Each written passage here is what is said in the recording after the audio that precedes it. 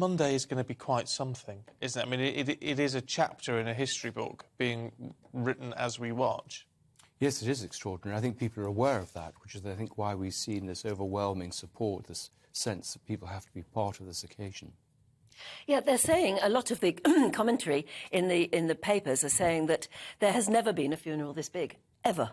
JFK, only comparable, and maybe Winston Churchill. But this is going to be bigger than that. No, it's a huge thing. I mean, you see people bringing their children because they want them to remember that they were part of this. Yeah. And it's interesting as well, because it's not just those who are coming down, of course, and taking part in that respect, but because of the way media is now, and the internet and everything else. I mean, this is actually going to be a global event.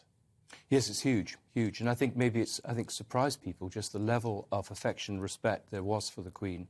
And, of course, that's very good for the monarchy. And now you talk to soft power, but I mean, in some ways, her final legacy has been perhaps to bring her family together, perhaps to bring the country together, the whole problem of separation and what will happen with Scotland and Northern Ireland. I mean, these have all been addressed, I think, in the last week.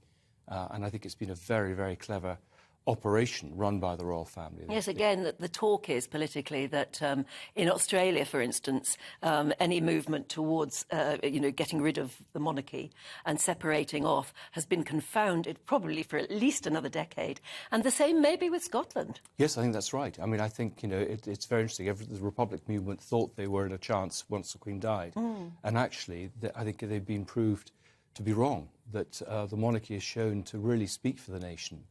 And the way that they've done these vigils, the way that the royal family have grieved together with the people, have handed her on, and the fact that so many people want to pay their respects, I think has shown that this is a small minority of people who are against the monarchy. It's interesting, though. You said we were perhaps a little bit surprised. We had a view come through yesterday, I think, someone saying, well, we shouldn't be surprised at the response to this. This is sort of the response of the silent majority, if you like, who, for whatever else they may believe in, adore the royal family, but particularly the Queen. Yeah, absolutely. And I think the interesting thing here is we've been talking about a streamlined monarchy, but actually here we have the grandchildren mounting vigil, and actually they realise the benefit of having the whole family there to be seen as the family representing the country. Yes, because if we saw King Charles last night, if we see Prince William, the Prince of Wales, tonight, and if his son George is probably there on the little side balcony watching, the public have seen absolutely demonstrably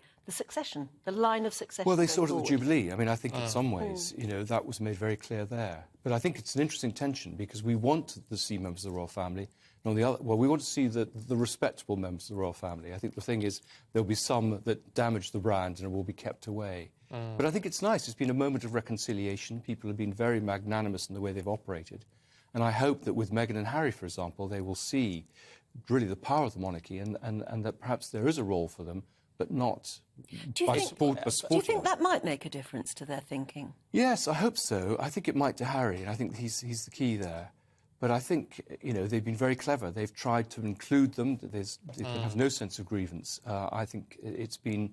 her final legacy has been to, in a sense, deal with a lot of these long-standing problems.